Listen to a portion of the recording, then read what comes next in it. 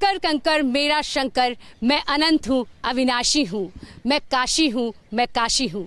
नमस्कार, हमारी खास पेशकश में स्वागत है आपका। मैं हूँ आपके साथ शिवानी भंडारी और मेरे साथ मेरे सहयोगी हैं। मैं हूँ सुशांत मुखर्जी और आप देखेंगे बनारस में कि हमारे इस शो के दौरान कि किस तरह से बनारस बदला है और लोग क्या कुछ समझते हैं बनारस के इस बदलते हुए तस्वीर को लेकर। मैं बहुत सालों के बाद बनारस आई हूँ और ये सालों से बनारस में रहते हैं। आज हम आपको बनारस को अलग अलग नज़रिए से दिखाएंगे।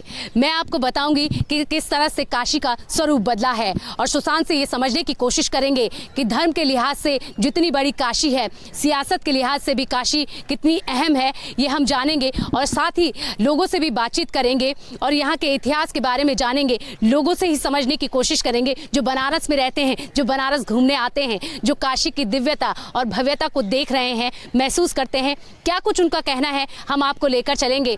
तो आपकी शुरुआत करते हैं और यहाँ पर ये देखिए गंगा की अविरल धारा बह रही है। लोग सुबह सुबह ही यहाँ पर उमड़ते हैं। सुबह के वक्त यहाँ पर गंगा आरती होती है और नावें चलती हैं, क्रूज भी चलाए जाते हैं। और सुशांत, क्या कुछ और तस्वीर यहाँ की जो पहले से आप बदली है उसके बारे में थोड़ा सा आपसे जानना चाहेंगे। तस्वीर अगर कहें तो बनारस हमेशा से ही खास रहा है, इसलिए कहा भी जाता है कि जिस शहर की मिट्टी भी पारस है वो शहर बनारस है। पर बनारस किस तरह से बदला, विकास की दौड़ में कहाँ पहुँचा इन 7 सालों में, वो साफ साफ दिखाई दे रहा है। आपका नाम? जी, हमारा नाम गोरखनाथ मुन्ना है। अच्छा जी, तो मैं आप ये नाव चला रहे हैं? जी नाविक हैं सर। नाविक हैं? जी। तो काशी कितना, आप काशी में ही रहते हैं? जी, हमारा यहीं जन्म और मरण भी होगा यहीं। अच्छा, तो काशी कितना बदली है और किस तरह से आपके लिए और क्या क्या व्यवस्थाएं, किस तरह से पहले की तस्वीर थी और अब कितना बदला है? बहुत परिवर्तन हो रहा है, बहुत बदलाव हो रहे हैं। तो अभी तो आपको दिख भी जाएगा परिवर्तन और बदलाव भी दिख जाएगा। देखिए, हम लोगों को ये अपना इंजन हटा के पंपिंग सेट डीजल वाला था, तो प्रधानमंत्री ने हम लोगों को फ्री ऑफ कॉस्ट ये इंजन दिया है। 1 पैसे नहीं लिया उन्होंने सारे नाविकों को इंजन प्रदान कर रहा है और सबको सीएनजी बोल रहे हैं कि सब सीएनजी लगाओ। सीएनजी की व्यवस्थाएं भी वहाँ पे खिरकिया घाट पे बना दी गई है। अभी 1-2 प्लांट और लगने वाले, मतलब इतने सुख सुविधा से ये लैस कर देंगे काशी को। आने वाले कुछ दिनों में हमको लग रहा है कि यहाँ किसी चीज़ की कमी नहीं हो पाएगी। हम लोग हर हर मोदी, घर घर मोदी। आप तो बनारस को बहुत दिनों से देख रही हैं, समझ रही हैं और बदलते हुए बनारस को देखा है। कितना कुछ बदल गया, क्या दिखाई दे रहा है? मैं न्यू स्टेट को रिप्रेजेंट करता हूँ, न्यू स्टेट को। मैं डॉक्टर सरोज चूड़ामणि गोपाल, बनारस हिंदू यूनिवर्सिटी में डिस्टिंग्विश्ड प्रोफेसर पीडियाट्रिक सर्जरी हूँ। मेरे हस्बैंड को मैं क्रेडिट दूंगी कि मैं बनारस में हूँ, क्योंकि he liked Banaras so much that he never wanted that I should go away anywhere. यहाँ की खूबी मुझे जो सबसे ज़्यादा पसंद आई है, यहाँ की जो पब्लिक है जिसको हम बिल्कुल जनसाधारण समझते हैं खोमचा लगा रहे हैं, रिक्शा चला रहे हैं, लेकिन ईच वन ऑफ देम, हर एक में संस्कृति के प्रति, खास करके साहित्य, संगीत और कला, इसके प्रति इतनी अभिरुचि है कि बनारस के घाटों पर इतने बड़े बड़े प्रोग्राम होते हैं, इतने बड़े बड़े आर्टिस्ट भी आते हैं, छोटे आर्टिस्ट भी आते हैं, इतनी तन्मयता से वो लोग सुनते हैं। कभी भी किसी भी आर्टिस्ट का मैंने उनको निरादर करते नहीं देखा, जबकि यूनिवर्सिटी और बड़े बड़ी संस्थाओं में लोग हुट करते हैं छोटे से छोटे और बड़े से बड़े आर्टिस्ट को। तो ये इतना ज्ञान, सर्वसाधारण को इतना ज्ञान है कि कैसे कला और साहित्य का सम्मान करें। ये यहाँ की बात मुझे बहुत खूब पसंद आई। आपका नाम? पारसनाथ पांडे। अच्छा, आपका अभी यही मानना है, किस तरह से, मतलब आपके लिए क्या चुनावी मुद्दा रह सकता है, या बनारस को आप किस तरह से आप अपने उसमें शब्दों में बताएं? बनारस, काशी तो हमारे पुराणों में, शास्त्रों में आज के लाखों साल पहले कहीं भी कोई आप पुराण उठाइए तो काशी का जिक्र आता है कि काशी नामक सुंदर नगर था। लेकिन बीच में इधर आक्रांताओं ने हजारों साल में काशी और क्या पूरा हिंदुस्तान को ही छिन्न भिन्न कर दिया था, विशेषकर सांस्कृतिक रूप से। तो अब जब से हमारे प्रधानमंत्री नरेंद्र मोदी जी को माँ गंगा ने या भोलेनाथ जैसा वो कहते हैं उन्होंने बुलाया, तो तो उन्होंने अपने सपूत को इसीलिए बुलाया है कि देखो हमारी क्या दुर्दशा है। तो अब ये 2014 से आप भी लगातार देख रहे होंगे, काशी हो चाहे अयोध्या हो, पहले तो लोग वहाँ जाने से डरते थे कहीं हमारे ऊपर कोई ऐसा ना लग जाए कि हम बड़े धार्मिक हैं क्या है। अब ऐसा नहीं है, अब जो है देश बदल रहा है। मतलब जो पिछली बार जिससे भारी भरकम बहुमत से भाजपा आई थी, उसी तरह मोदी जी फिर बनेंगे यहाँ, और योगी जी भी यूपी में बनेंगे, 22 में भी 24 में भी। इसमें कोई दो राय नहीं, ना ही कोई संदेह है। पूर्वांचल को साधने की भी पूरी कोशिश की जा रही है। ये 8 विधानसभा क्षेत्र है यहाँ पर हैं, और हम लगातार लोगों से उनकी राय भी जान रहे हैं। कुछ महिलाएं यहाँ पर हैं, युवा हैं, इनसे भी हम बात कर लेते हैं। आपका नाम? मैं डॉक्टर ओपी सिंह हूँ। आप यहीं के रहने? मैं फिजिशियन हूँ, कंसल्टेंट फिजिशियन हूँ यहाँ पे। अच्छा, यहीं से हैं या? हाँ, मैं यहीं पैदा हुआ, यहीं पला और यहीं अपना तो प्रोफेशन। फिर आप बेहतर बता सकेंगे कि काशी, आपके शब्दों में किस तरह से आप काशी को बताएंगे? हाँ, एक लाइन में मैं यदि ये कहूँ कि ये विश्व के सबसे प्राचीनतम शहर को हमारे मोदी जी ने वही वैभव दिया है जो ये डिज़र्व करता था, और हम गौरवान्वित महसूस करते हैं जीवन के इस पड़ाव पे, इस विकास और इस तरह के काम करने के तरीके को देख करके। ये यहाँ पर रहते हैं और बनारस को काफ़ी अच्छे से करीब से देखा है इन्होंने, तो इनसे भी हम लगातार जान रहे हैं। सुशांत, जितना ये धर्म के लिहाज से है देख रहे हैं, मैंने भी जो तस्वीरें देखी वो बेहद खूबसूरत नज़र आती हैं। काशी विश्वनाथ धाम में गई तो वहाँ पे भी एक तस्वीर बदली हुई नज़र आती है, काफ़ी बड़ा कॉरिडोर बना दिया गया है। और सियासत के लिहाज से ये पूर्वांचल को साधने का कितना बड़ा आप सोचते हैं कि बहुत यहाँ से पूरा सियासत की बात की जाए तो पूर्वांचल की एक तरीके से बात करें तो पूर्वांचल की अगर कहे कि जान है, दिल है, तो वो बनारस है। और अब तो सियासत और भी प्रचंड है क्योंकि प्रधानमंत्री नरेंद्र मोदी खुद यहाँ के सांसद हैं और भारतीय जनता पार्टी का बेहद दबाव है कि पूर्वांचल की सारी सीटें उनके खाते में आनी चाहिए। कम से कम उतनी तो आनी ही चाहिए जितनी कि 2017 में आई थी। और 2017 में यहाँ पर 8 विधानसभा क्षेत्र है वाराणसी में, और 8 विधानसभा क्षेत्र पर बीजेपी ने अपना कब्जा किया था। और एक बार फिर कोशिश है बीजेपी की कि वो एक बार फिर काशी की इन सारी सीटों पर अपना कब्जा करे और पूर्वांचल को एक तरह से साधने की कोशिश है। पूनम देवी। अच्छा, आप यहाँ पर दुकान लगाती हैं? हाँ, दुकान लगाते हैं। यहीं की रहने वाली है? हाँ, इसी जगह को बगल कर रहे हैं। तो काशी कितना बदला है पहले से? बहुत बदल गया है काशी। अच्छा लगता है? बहुत अच्छा लगता है। अच्छा, हाँ। तो अब चुनाव आने वाले हैं तो? हाँ, काशी बहुत बदल गया मोदी के आने से। अच्छा, मोदी के आने? हाँ, बहुत बदल गया। अच्छा, वोट देती है कि नहीं? और देते हैं मोदी के। हाँ। अच्छा, तो इस बार किसको प्रदेश में चुनाव होने वाले हैं? हाँ, तो मोदी के देंगे। कितना काशी कितना बदला है? बहुत बदला है। पहले से तो बहुत सफाई विकास के बारे में तो बहुत अच्छा ही हो गया है। इस सरकार के दौरान घाटों पे जैसे कि पहले झाड़ू नहीं लगते थे, अब सही से झाड़ू लग रही है, मिट्टी भी साफ हो रही है। बस थोड़ा बहुत पब्लिक को अपने तरफ से ध्यान देना चाहिए, और सरकार की तो कोई गलती नहीं है, लेकिन पब्लिक लोग नहीं ध्यान दे रहे हैं बस, और सब तो ठीक ही है। अच्छा, ठीक है जी। तो चुनाव आने वाले हैं, उसको लेकर आप क्या सोचते हैं? चुनाव ले आ रहा है तो उसके हमारे हिसाब से तो भाजपा बीजेपी ही आएगी वाराणसी में जी। और अगर हमारा वोटर लिस्ट अगर जाएगा तो भाजपा बीजेपी को ही जाएगा। काशी तो बहुत बदली है जब से योगी और मोदी जी आए हैं। ये इस समय और काशी का सौभाग्य बाबा विश्वनाथ की कृपा है कि जो आज़ादी के बाद नहीं परिवर्तन हुआ था, जो सुधार, सफाई, डेवलपमेंट, चाहे फोर लेन हो, चाहे रोड हो, चाहे घाट हो, गली हो, मोहल्ले हो, सफाई, चौड़ीकरण, रोड का विस्तारीकरण, जो रोड पर पहले लाइट ऐसे लटके रहते थे पोल, वो सब पोल को हटा के अंडरग्राउंड करना, हर चीज़ शासन, सुरक्षा, औरतों का, महिलाओं का जो रात में निकलना दूभर था, अब निश्चिंत होकर निकल सकती हैं और उनको प्रोत्साहन भी मिल रहा है। और काशी में ये 80 घाट है जहाँ पर खुद प्रधानमंत्री नरेंद्र मोदी ने स्वच्छता अभियान की शुरुआत करी थी, और उसी के बाद से काशी बदलती गई और 2 बार काशी को स्वच्छता अवार्ड भी मिल चुका है। और क्या कुछ यहाँ पर तस्वीर नज़र आती है, इसके बारे में थोड़ा सा, धर्म के लिहाज से धार्मिक नगरी तो है ही, और दूर दूर से श्रद्धालु यहाँ पर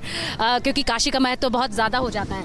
देखिए, काशी में ये 80 घाट है और 80 घाट के ठीक बगल में एक घाट दूर पे है तुलसी घाट। तुलसी घाट वो घाट जहाँ पर तुलसीदास जी ने रामचरितमानस की वहाँ पर लिखा रामचरित मानस को, साथ ही हनुमान जी की मूर्ति बनाई जो आज भी वहाँ पर स्थापित है और लोग पूजन अर्चन करते हैं। तो धार्मिक दृष्टि से अगर बात की जाए तो काशी बहुत पुराना है और इतना प्राचीन है तो शायद कोई कल्पना कर सकता हो। पर बात करें अगर विकास की दृष्टि से और बदलते हुए बनारस की दृष्टि से, तो ये जो गंगा का जल है, ये न सिर्फ गंगा का जल साफ हुआ है बल्कि पथ पर जो जल परिवहन की एक पुरानी हमारी प्रथा थी, एक पुराना ट्रांसपोर्टेशन का एक साधन था, उसको भी प्रधानमंत्री मोदी ने यहाँ शुरू किया है। न सिर्फ क्रूज चलाया है बल्कि यहाँ पर एक बंदरगाह बनाया है जिससे जल परिवहन को आगे ले जा सके, ताकि विकास की एक नई गाथा का शुरुआत जो है वो काशी से किया जा सके। चलते चलते हम बात भी कर रहे हैं यहाँ की, जो सुशांत से भी समझ रहे हैं और जो तस्वीर मैंने देखी वो भी मैं आपको बता रही हूँ,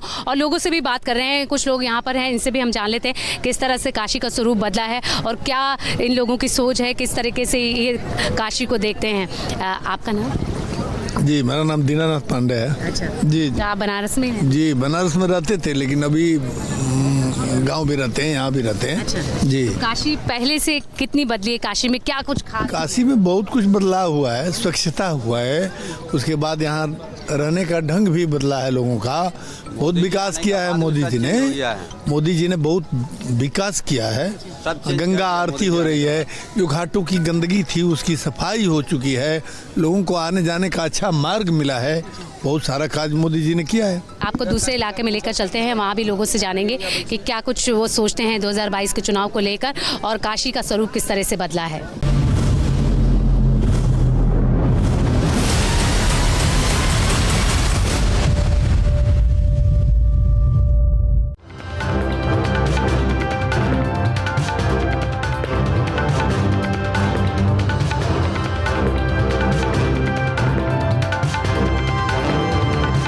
काशी में हम मौजूद हैं और 2022 के चुनाव को लेकर जनता क्या कुछ सोचती है इसे जानने के लिए अब हम पहुंचे हैं एक चाय की दुकान पर।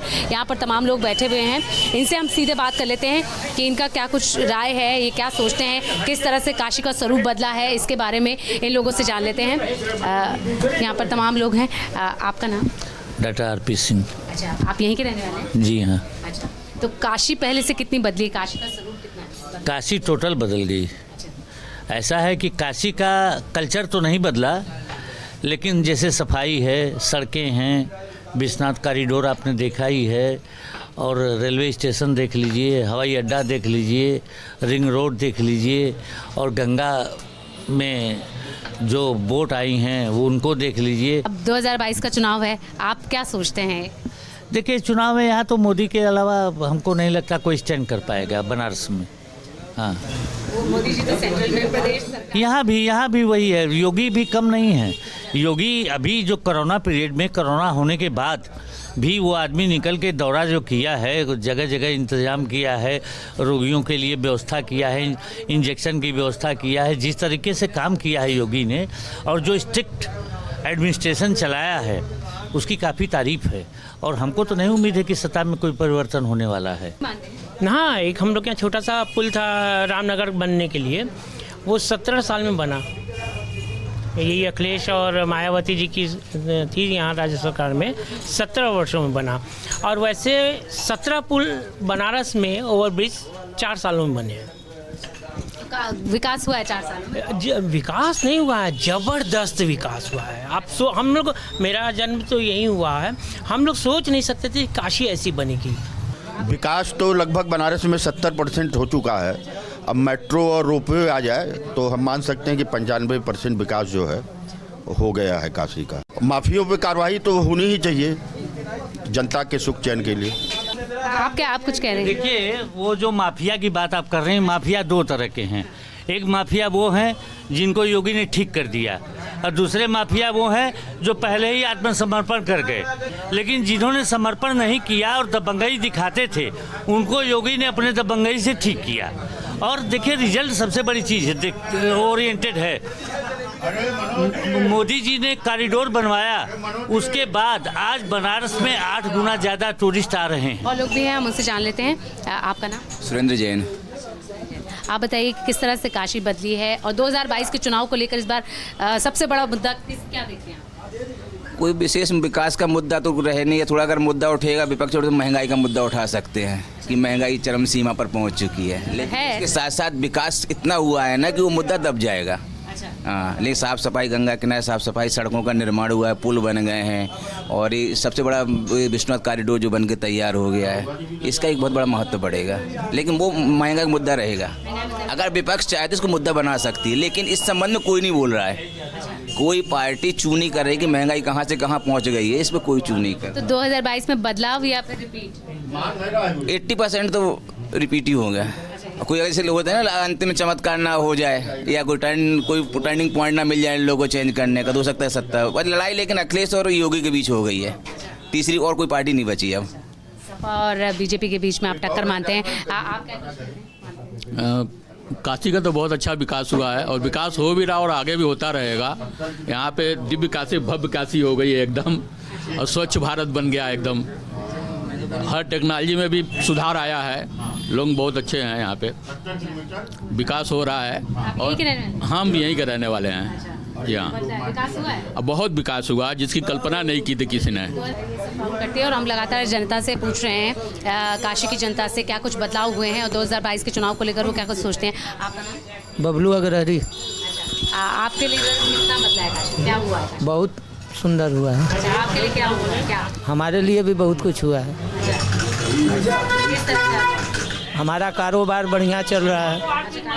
हाँ और मतलब विपक्ष तो कह रहा है कि बेरोजगारी ज़्यादा बढ़ गई है। नहीं, हमारा तो रोजगार बढ़िया चल रहा है। हाँ, तो 2022 में योगी जी। आप?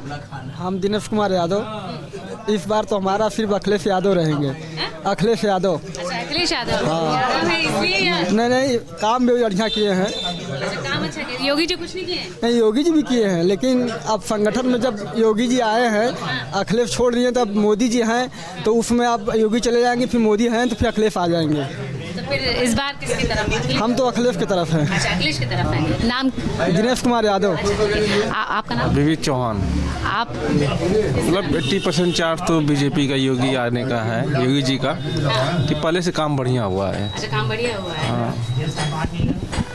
अच्छा, और क्या किस तरह से विकास कार्य हुए हैं? ये युवाओं के लिए इस बार क्या मुद्दा रहने वाला है? देखिए, बेरोजगारी तो मेन मुद्दा है, नौकरी का। ठीक है, तो हम यहाँ पर लोगों से राय जान रहे थे। काशी में हम इस वक्त हैं और तमाम लोगों से, क्योंकि जनता ही तय करती है कि कौन जीतेगा कौन हारेगा। हालांकि 2017 की बात करें तो 8 सीटें बीजेपी ने जीती थी, लेकिन इस बार क्या कुछ होगा ये देखने वाली बात होगी।